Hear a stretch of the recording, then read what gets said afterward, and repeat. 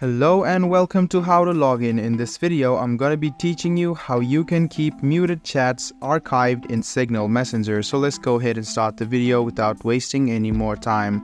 Open the Signal app on your phone. After that, click on your profile which you see on the top left hand corner and go to chats. After that, you can see the keep muted chats archived. What this does it will keep the muted chats that are archived and will remain archived when a new message arrives as well. So if you are muting a chat, it will directly go to archive. If you want to enable this function, you can do so. So you can find it over here on your profile, tap on profile and go to chats. And you can see the keep muted chats archive. Go ahead and enable it.